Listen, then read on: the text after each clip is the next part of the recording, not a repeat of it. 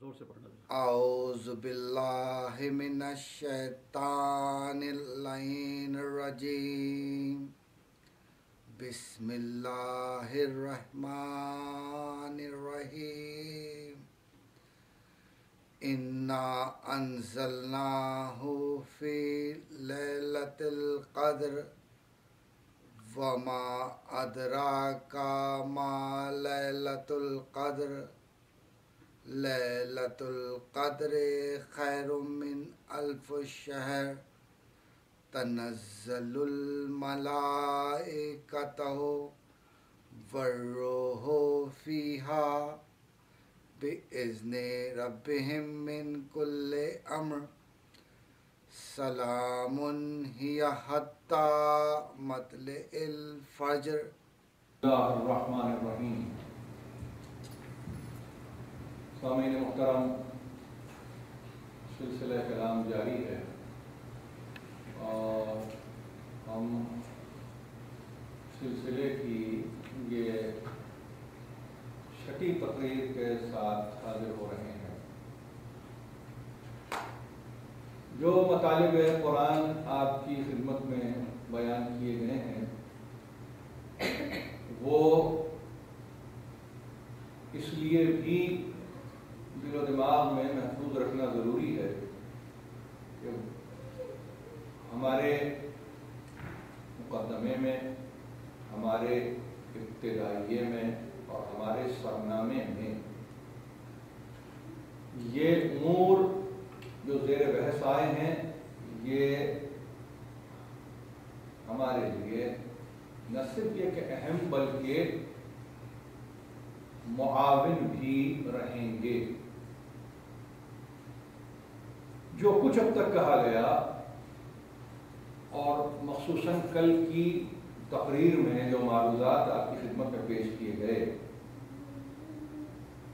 ان کو اگر آپ مستحضر رکھیں تو آپ محسوس یہ کریں گے کہ ہم اس سمت میں بڑھ رہے ہیں کہ جہاں ایک اطمینان سا اطمینان رہے گا اس اعتبار سے کہ نصر کی تفہیم آسان ہو جائے گی. اور میں نے کل جاتے جاتے یہ بھی عرض کیا تھا کہ آج کی تقریر میں میں چاہتا ہوں کہ ایک تعلق قائم ہو نصر کا من حیث کل کلام مجید سے. 114 سورے ہیں کلام مجید میں اور یہ 114 سوروں میں تقسیم ہے اور وہ تقسیم اس اعتبار سے کہ کتنے مکی ہیں اور کتنے مدنی. 86 سورے مکی شمار کیے ہیں علماء اسلام نے جن میں اہم ترین نام جلال الدین سیوطی کا ہے اور ان کی بڑی مشہور کتاب ہے الاتقان فی علوم القرآن. اور ایک اعتبار سے اجماع امت ہے سوروں کی تقسیم پر. 86 سورے مکی اور 28 سورے مدنی. جمع کیجئے، جوڑ لیجئے تو یہ ہیں 114 سورے. اور سرکار قطمی مرتبہ کی حیات مبارک کو آپ ملاحظہ فرمائیے تو مکی زندگی 12.5 برس سے 13 برس پر محیط اور پھر مدنی زندگی 10 برس یا اس سے کچھ زیادہ، یعنی 23 برس کی کل زندگی ہے. اور 23 برس کی زندگی میں یہ آنے والے 114 سورے تقسیم کے ساتھ آپ کی خدمت میں نے عرض کیے. ان میں ظاہر ہے کہ پھر باعتبار علماء اور مفسرین اور ان افراد کے تعلق سے کہ جن کی قرآن پر بڑی گہری نظر ہے، سبوں نے یہ کہا کہ اولین آنے والا سورہ علق ہے، اور سورہ علق کے تعلق سے بھی یہ کہا گیا کہ سورہ علق کی ابتدائی 5 آیتیں تھیں جو نازل ہوئی ہیں، یعنی آغاز وحی ربانی سورہ علق سے ہے، جس کا انگریزی ترجمہ ہے دا کلاٹ، اور 5 آیتیں آئیں اور اس طرح سے بدء وحی کا چیپٹر کھل گیا، اور کامل و اکمل مکمل سورہ جو سب سے آخر میں نازل ہوا، اس کے متعلق یہی کہا جاتا ہے کہ یہ سورہ نصر ہے۔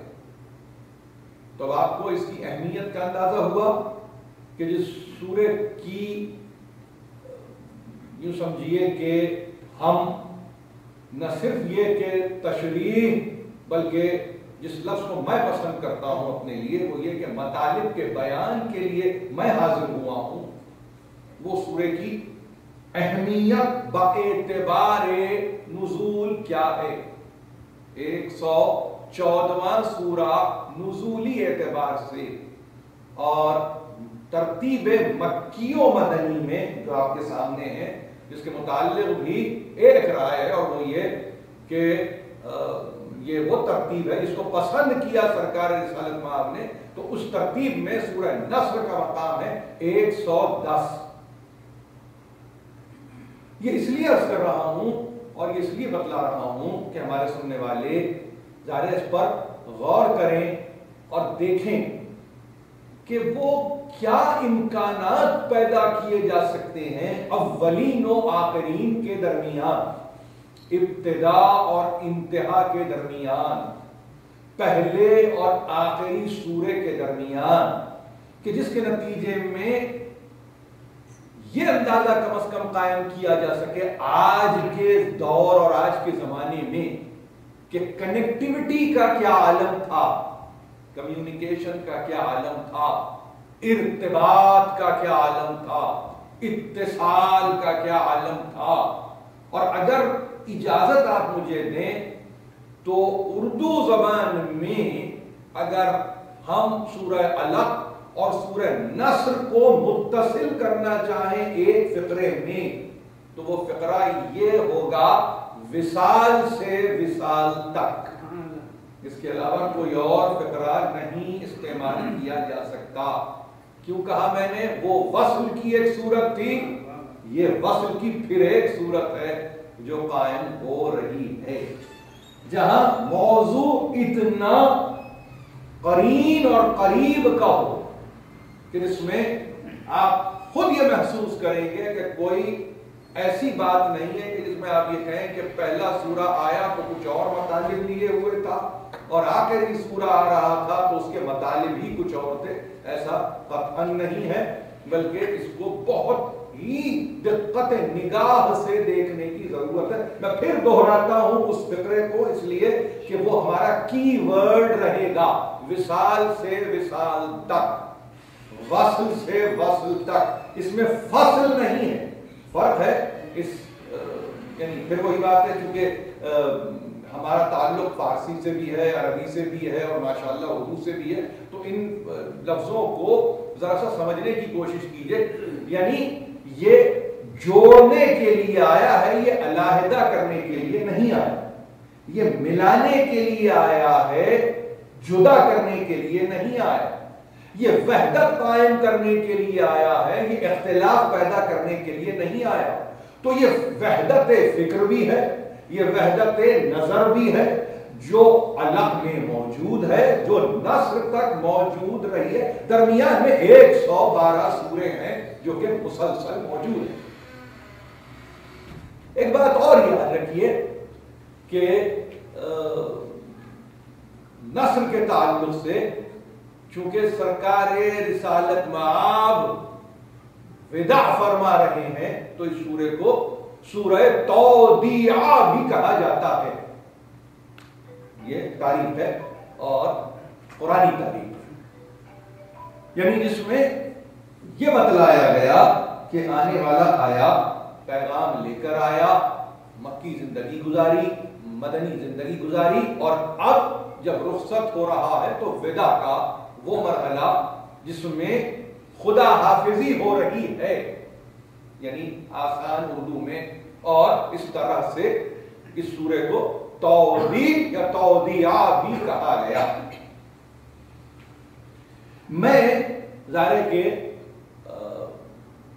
ایک نظر تو ہے اس اعتبار سے کہ دیکھا جائے کہ وہ کون سے موضوعات ہیں کہ جو علق اور نصر کے درمیان ایک کامنالٹی رکھتے ہیں، اس میں عمومیت ہے. اور حیثیت ایک طالب علم کے میں سمجھتا ہوں ہر ایک کو یہ حق ہے کہ وہ یقیناً قرآن پڑھے، تلاوت کرے اور پھر اس کو مطلوع کرے اور اس کو حفظ کرے اور اس کا ناظرہ ہے، اس کا تمام معاملات اپنے مقام پر ہے. مگر سب کچھ ہو جانے کے بعد دلچسپی کی صورت اور پیدا ہو جاتی ہے کہ جب یہاں دیکھا جائے کہ وہ کیا عمومیت ہے اولین وحی میں اور آخر وحی میں، وہ کیا عمومیت ہے جو بدائے وحی پر ہے اور پھر اختتام وحی تک ہے، وہ کیا عمومیت ہے. تو کچھ ایسے کی ورڈز میرے ذہن میں ہیں اس وقت، اور آپ بھی بہتر جانتے ہیں کہ جن کو اگر غور سے دیکھا جائے تو محسوس یہ ہوتا ہے کہ ایک عجیب تعلق ہے بین عبد و معبود، ایک خاص تعلق ہے اللہ اور اس کے محبوب خاص کے درمیان. اور وہ پہلا ہی تعلق کہ جس کو سمجھنے کی ضرورت ہے بعد بسم اللہ الرحمن الرحیم اقرا بسم ربک. یہ 3 لفظ ہیں جو میں نے آپ کی خدمت پیش کی، اقرا بسم ربک. اور معلوم یہ ہوا کہ رب نے اپنے آپ کو پہچانوایا ہے حبیب کے توسط سے.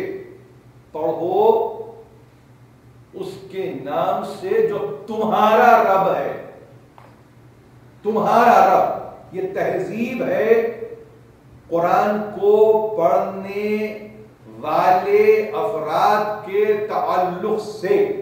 اتنا مہذب بنا دیا پہلی آسمانی وحی میں پروردگار علی اعلیٰ نے کہ جب تک نسبتوں کو نہیں پہچانو گے اس وقت تک ہمارے دربار میں آنا محال ہے. اقرا بسم ربک مطمع نظر یا یہ دل و دماغ میں نہیں ہے کہ پورا الگ پڑھا جائے، لیکن میں جہاں پر آپ کو لے جانا چاہتا ہوں بس اس کو ملاحظہ کیجیے کہ اب ترجمہ ہے اپنے اپنے مقام پر، پڑھو پڑھیے جیسا بھی ہے. اقرا بسم ربک، اپنے رب کے، بلکہ تمہارے رب کے نام سے پڑھو. تمہارا رب جو مربی ہے، جو مشفق ہے، جو شفیق ہے، جو مہربان ہے، جو کرم کرنے والا ہے. ظاہر ہے کہ تمہارا رب ہے، پرورش کرنے والا ہے، پالنے والا ہے. رب کی تعریف ہے، یہی ہے رب. فمن ربکما جب پوچھا ہے فرعون نے موسیٰ سے کہ تم دونوں کا، موسیٰ اور ہارون گئے ہیں، تم دونوں کا رب آخر ہے کون؟ تو یہ موسیٰ نے بتلایا ہے رہتی دنیا تک کے لیے رب کی تعریف کر کے کہ رب ہوتا کیسے. فمن ربکما یا موسیٰ، تو موسیٰ نے فرعون کو جواب دیا ربنا الذی اعطى كل شیء خلقه ثم هدى. رب کی تعریف کیا ہے؟ ہمارا رب وہ ہے جو پیدا کر کے بھول نہیں جاتا. ہمارا رب ہم کو فراموش نہیں کرتا. ہمارا رب اپنے دل و دماغ سے ہم کو ہٹا نہیں دیتا. یہ میں جیسے جیسے جہاں جہاں سے ترجمہ مل رہا ہے مجھے، وہ سطحی ہو یا وہ علمی ہو، جو بھی ہو وہ آپ کے سامنے پیش کر رہا ہوں. وہ ہمیں فراموش نہیں کرتا. ظاہر خدا سے سہو اور نسیان تو ممکن نہیں ہے. تو وہاں کیا ہے؟ ربنا الذی اعطى كل شیء خلقہ ثم ہدی.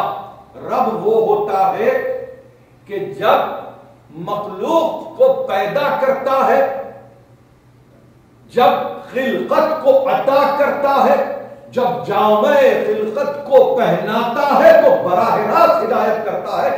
آنے واحد کے لیے، چشم زدن کے لیے بھی اسے ہدایت کے بغیر نہیں رکھتا. آپ سمجھ رہے ہیں؟ یہ قرآن ہے، اس کو ذرا سا دقت سے پڑھنے کی ضرورت ہے. یقیناً آپ پڑھ رہے ہیں، اور پھر میں عرض کر رہا ہوں، ایک پھر دہراتا ہوں اس لیے کہ شرم آتی ہے کبھی کبھی کہ یہاں ہمارے بزرگ بیٹھے ہیں اور میں کہیں وہ نازیبا نہ ہو جائے، کوئی ایسی بات نہ ہو جس کے نتیجے میں وہ یہ سمجھنے لگے کہ کہیں وہ غیر محترم ہوگا. قرآن کے تعلق سے کوئی محترم اور غیر محترم نہیں ہے. سبھی طالب علم ہے. لیکن یاد رکھیے اس بات کو کہ رب کی تعریف کیا ہے؟ رب کی تعریف یہ ہے کہ جو پیدا کر کے نہیں بلا دیتا بلکہ خلقت کا جامع عطا کرتا ہے اور ہدایت سے مشتق کر دیتا ہے. یعنی خلقت اور ہدایت میں رتی برابر، ذرہ برابر بھی گیپ نہیں ہے. کہیں کوئی ایسی صورت نہیں ہے کہ جس میں آپ یہ کہیں کہ یہ خلقت ہوئی، غور سے سنیے، یہ خلقت ہوئی 40 برس تک بھٹکتا رہا، 40 برس کے بعد ہدایت ہوئی. اب آپ سمجھ رہے ہیں اس خاص یعنی فقرے کو مجھے کہنے کی ضرورت تھی. ربنا الذی آتا کل شیء خلقہ ثم ہدی. جیسے ہی جامع خلقت کو زیب تن کرتا ہے ویسے ہی وہ ہدایت سے مشتق کر دیتا ہے. آنے واحد کے لیے یہ نہیں کہا جا سکتا کہ اس کی ہدایت نہیں ہوئی. مچھلی کا بچہ پیدا ہوتے ہی تیرنا شروع کرتا ہے، یہ اس کی جبلت ہے جو کہ ہدایت کا نتیجہ ہے. بعین ہی اسی طرح سے انسانوں کی دنیا میں جب بچہ پیدا ہوتا ہے اور ایک مرتبہ اپنی ماں کی چھاتی سے اکتساب کرتا ہے، اپنے ہی رزق کو لیتا ہے، تو معلوم یہ ہوا کہ کہیں جبلت میں فطرت نے ہدایت کر دی تھی جس کے نتیجے میں وہ اپنی غذا کو کشید کر رہا ہے، اپنی غذا کو لے رہا ہے، اپنی غذا کو اٹھا رہا ہے. اس کو نہ سکھلانے کی ضرورت تھی، نہ بتلانے کی ضرورت تھی، نہ اس کے لیے کسی تہذیب کو قائم کرنے کی ضرورت تھی، بلکہ جس نے خلق کیا تھا اس نے ہدایت کر دی تھی کہ اس طرح سے تم اپنی غذا کو لوگے. کسی کو بتانے کی ضرورت کبھی نہیں ہوئی. جو فطرت میں ہدایت رکھ دے اس کے بعد اگر کوئی تاریخ کا مورخ آ کے یہ کہے کہ 40 برس کی عمر تھی اور 40 برس کے بعد ہدایت کا انتظام کیا گیا تھا، تو قانون فطرت کو آپ ڈیفائی کر رہے ہیں، قانون فطرت کو آپ نگیٹ کر رہے ہیں، قرآن کی آیتوں کا آپ انکار کر رہے ہیں، کلیے سے کیا آپ دور بھاگ رہے ہیں. آپ کیا بتانا چاہتے ہیں کہ ہدایت کے معنی کیا ہے؟ ہمیں معلوم ہے اقرا بسم ربک الذی خلق، پڑھو اپنے رب کے نام سے کہ جس نے تمہیں پیدا کیا. تو پیدا کرنے والا پیدا کرتے ہی ہدایت کا سامان کرتا ہے. وہ ہارے مذلت میں نہیں رکھتا، وہ چاہے مذلت میں نہیں رکھتا، وہ ظلمات میں نہیں رکھتا. نبی کسی دور میں بھی ظلمات میں گرفتار نہ ہوتا ہے نہ ہوا ہے، ایسا ہوتا ہی نہیں. اب دیکھیے اس لفظ تک آنے پر مجھے ظاہر کہ محنت کرنی پڑی، مگر میں نے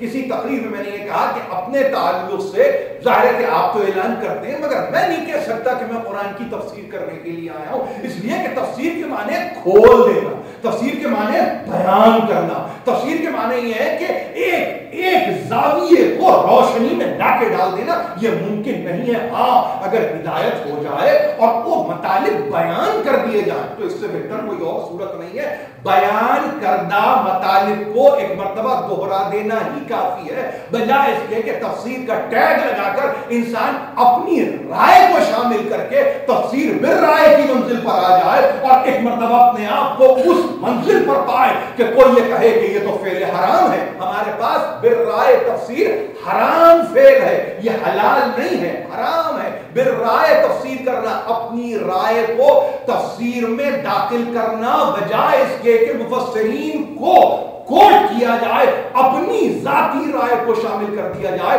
اس کو علماء نے فعل حرام کہا ہے. یہ باطل عمل ہے اگر اختیار کیا جائے. یہ تمام الفاظ سے آپ بخوبی آگاہ ہیں. تو بس یاد رکھیے, کہیں کسی نے اگر بالرائے تفسیر کرتے ہوئے یہ کہا, پڑھے ہوئے نہیں تھے, لکھے ہوئے نہیں تھے, جانتے نہیں تھے, علم تو رکھتے ہی نہیں تھے, پہچانتے بھی نہیں تھے, فرشتہ آیا, فرشتے نے آ کے کھینچا, فرشتے نے آ کے دبایا اور انہوں نے کہا پڑھو, انہوں نے کہا میں تو پڑھا ہوا نہیں ہوں, تو میں یہ سمجھتا ہوں کہ فی زمانہ یہ گفتگو کرنا بیجا امر ہوگا. اس پر زیادہ وقت صرف کرنے کی ضرورت نہیں ہے. رب کی تعریف یہ کہ پیدا کرتے ہی ہدایت کرتا ہے. انبیاء کے لیے ہدایت کے کیا معنی ہونے چاہیے؟ اب اگر اس موضوع پر گفتگو کروں تو ایک نہیں 10 تقریریں چاہیے کہ انبیاء کی ہدایت کیا ہوتی ہے. میں نے بشر کی ہدایت کے لیے کہا, بچہ طفل شیر خار, اس کی ہدایت کر کے بھیجنے والا ہدایت کر رہا ہے, تو جو امتوں کا نبی ہے اس کی ہدایت کا سامان کیا کرتا ہوگا, اس کی ہدایت کس طرح سے کرتا ہوگا, اس کی ہدایت کا انداز کیا ہوتا ہوگا. ارے اس کی ہدایت کا تو انداز یہ ہے کہ وہ جس پر اس کی نگاہ خاص ہے, کبھی بھی اپنی نگاہوں سے اوجھل ہونے نہیں دیتا. اب اگر مخلوق اول ہے تو اس کی نگاہ سے اوجھل نہیں ہے, اگر عقل اول ہے تو اس کی نگاہ سے اوجھل نہیں ہے, اگر نور اول ہے تو اس کی نگاہ سے اوجھل نہیں ہے. ہر آن ہے کہ اس کے مربیانہ انداز میں پرورش ہو رہی ہے نبی خاتم کی. اقرا بسم ربک الذی خلق کی منزل اس لیے میں نے آج یہ آپ کے سامنے پیش کی کہ نصر میں جاتے جاتے فسبح بحمد ربک واستغفرہ انہ کان توابا. آغاز وہی ہے اقرا بسم ربک, انجام وہی ہے فسبح بحمد ربک, یعنی رب تیرا ہی ہے, نسبت تیری ہے, تجھ سے ہے. اب دنیا تجھ تک آئے گی تو مجھ تک آئے گی, تجھ تک نہیں آئے گی تو مجھ تک نہیں آ سکتے. تو آغاز میں اقرا, انجام میں نصر, آغاز میں علم, انجام میں توضیح. ہر اعتبار سے اٹھا کے دیکھیں تو رب کا وہ کی ورڈ ہے, وہ کی ورڈ ہے دونوں سوروں میں. علق میں جو اولین سورہ ہے, نصر میں جو آخرین سورہ ہے, کہ بتلانے والا یہ بتا رہا ہے کہ تنہا رب نہیں, تیرا رب, تمہارا رب. اے حبیب تمہارا رب, یہ فیصلہ اس کا صادر کردہ ہے, یہ ہمارا آپ کا بنا کردہ نہیں ہے, یہ اس کا صادر کرتا ہے. جب تک یہ احترام باقی نہیں رہے گا, جب تک یہ احترام باقی نہیں رہے گا, یقین جانیے ملت سرگردہ رہے گی, ماری پھرتی رہے گی. وہ نہیں جانے گی کہ کیا غلطی ہو رہی ہے. قطع تعلق کر کے رب سے اپنی ربوبیت کا وہ چاہے کہ اظہار ہو جائے, یہ ممکن نہیں ہے. رب سے تعلق تو تیرے ہی توسط سے ہوگا, تیری ہی نسبت سے ہوگا, تیرے ہی تعلق سے ہوگا, اور ایسے ہوگا کہ جس کے نتیجے میں فقط یہ تعلق زمانی اور مکانی نہیں ہے, یہ قیامت تک کے لیے رہے گا. اور ان دونوں سوروں میں ایک اور بھی عمومیت کو آگے کی جانب بڑھایا, اور وہ عمومیت کیا ہے؟ وہ عمومیت یہ ہے کہ جہاں علق نے ایک منزل پہ کہا کہ تم نے نہیں دیکھا, ارائیت الذی ینہا عبدا اذا صلی, کیا تم نے نہیں دیکھا کہ منع کرتا ہے ایک بندے کو جب وہ نماز پڑھتا ہے. یعنی پہلا دن ہے وحی کا اور رسول دیکھتا ہے, آخری دن ہے وحی کا, رسول دیکھ رہا ہے. رأیت الناس یدخلون فی دین اللہ افواجا, وہ دیکھ رہا ہے کہ گروہ در گروہ دین میں فوج در فوج انسان داخل ہو رہے ہیں. تنہا کو بھی دیکھتا ہے, فوج در فوج کو بھی دیکھتا ہے, وہاں بھی دیکھ رہا تھا, یہاں بھی دیکھ رہا ہے. اور پھر ظاہر ہے کہ یہ دونوں صورتیں اس لیے اہم ہیں کہ وہاں ایک ہے, اکیلا ہے, دشمن ایک ہے, مقابلے پر ہے. یہاں پر دیکھنے والا دیکھ رہا ہے, کثرت سے انسان ہے کہ فوج در فوج داخل ہو رہے ہیں, دشمن بھی اتنے ہی ہیں, سب کو دیکھ رہا ہے. اس دن بھی سب کو دیکھ رہا تھا, آج بھی سب کو دیکھ رہا ہے. اب سورہ نصر کو پڑھنے والے اب اگر اس کو قیامت تک لے جائیں اور اس کے زمانے کو محیط کر دیں قیامت تک کے لیے, تو وہ یہ محسوس کریں گے کہ جو گفتگو کی جا رہی ہے وہ گفتگو یعنی فتح مکہ تک کی نہیں ہے، وہ گفتگو صلح حدیبیہ تک کی نہیں ہے، وہ گفتگو آخری حج سے واپسی تک کی نہیں ہے۔ رأیت الناس یدخلون فی دین اللہ افواجا کا مطلب یہ ہے قیامت تک جب تک کہ انسان باقی ہے جو گروہ در گروہ آ رہے ہیں اور آتے رہیں گے تو ان کا وٹنس کوئی اور نہیں ہے، ان کا دیکھنے والا وہی ہے جس کے قلب پر قرآن آیا تھا، جس کے قلب پر قرآن نازل ہوا تھا، جس کے قلب پر قرآن وارد ہوا تھا۔ وہ پہلے دن بھی دیکھ رہا تھا، وہ آخر دن بھی دیکھ رہا ہے۔ تو دو چیزوں کو یاد رکھیے، دو چیزوں کو یاد رکھیے، رب ہے تو وہ رسول کا رب ہے جس کی معرفت سے جانا ہے، اور دیکھنا، اس کا دیکھنا 11 ہجری میں ختم نہیں ہوا۔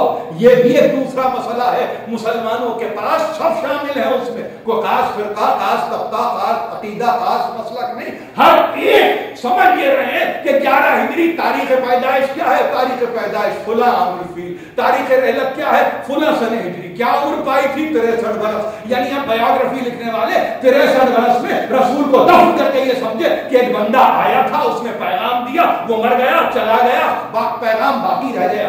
ایسا پیغام باقی نہیں رہتا، یتیمانہ انداز سے پیغام باقی نہیں رہا کرتے، یسیرانہ انداز سے پیغام باقی نہیں رہا کرتے، پیغام کے ساتھ پیغام بر کا تصور ہے، لانے والے کا تصور ہے۔ یہی تو فرق ہے ہم میں اور زمانے میں، یہی تو فرق ہے ہم میں اور دیگر میں کہ وہ پیغام کو لیتے ہیں، پیغام بر کو مار دیتے ہیں، ہمارے پاس پیغام کو لیتے ہیں، پیغام بر کے ساتھ لیتے ہیں، فقط اس لیے کہ ہر آن اس کا شکریہ ادا ہو، ہر آن اس کا احسان مانا جائے، اور ہر آن یہ سمجھا جائے کہ دیکھو لانے والے کو کبھی فراموش نہیں کرتے۔ تو دنیا سے جانے والا اگر 11 ہجری میں چلا گیا تو یہ نہ سمجھا جائے کہ وہ دیکھتا نہیں ہے، وہ سنتا نہیں ہے، وہ محسوس نہیں کرتا، وہ ہمارے احوال سے واقف نہیں ہے، اس کی نگاہ کرم ہم پر نہیں ہے۔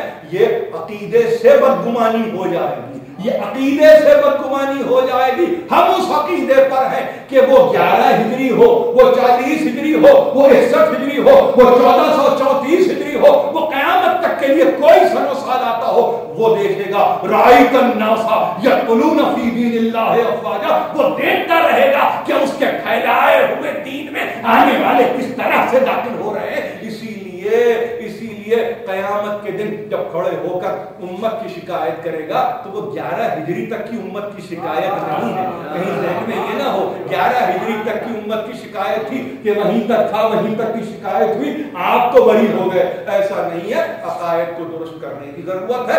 بس اپنی گفتگو کی انتہا پر میں نے چاہا کہ آج کے تعلق سے خاص طور پر اپنے سننے والوں کو متوجہ کروں کہ اللہ اور نصر کا کیا تعلق بن سکتا ہے۔ ایک تعلق ربوبیت کے تعلق سے قائم ہوا، ایک تعلق راہب کے تعلق سے قائم ہوا۔ ربوبیت آپ سمجھے، رایت آپ سمجھے، یعنی اس کا مربی ہونا بشرطے کہ رسول سے وابستہ ہو جاؤ ثابت ہوتا ہے، اس کا دیکھنا بشرطے کہ حیات رسول سے وابستہ ہو جاؤ ثابت ہوتا ہے۔ اگر یہ دونوں چیزیں نہیں ہیں تو انسان اپنے لیے کوئی اور مقام ڈھونڈ لے، کوئی اور دنیا تلاش کر لے، کسی اور عرض کے ٹکڑے کو ڈھونڈ لے، مگر ممکن نہیں ہے کہ اس کی دی ہوئی دنیا میں اسی کے بندہ خاص سے کٹ کر اور ہٹ کر رب سے وابستہ ہونے کی کوشش کی جائے اور یہ کہا جائے کہ اب ہم ہیں اور وہ ہے، ہمیں کسی وسیلے اور واسطے کی ضرورت نہیں ہے۔ اقرا نے طریقہ بتایا، نصر نے تہذیب دی اور یہ کہہ دیا کہ اس کے بغیر تمہارا گزارا ممکن ہی نہیں ہے۔ الہی و سیدی و مولایا و ربی، پروردگار اس قلیل توسل کو ہم سے قبول فرما، ہم میں جو پریشان حال ہیں ان کی پریشانیوں کو دور کر، ہم میں جو بیمار ہیں ان کو شفا کامل عطا کر، ہم میں جو بے روزگار ان کو روزی مہیا کر۔ پروردگار واسطہ سرکار رسالت میں آپ کا ہماری ہدایت کا سامان فرما۔ پروردگار واسطہ سرکار رسالت میں آپ کا قرآن سے ہمیں آشنا کر اور قرآن فہمی ہمارے دلوں میں داخل کر دے۔ وآخر دعوانا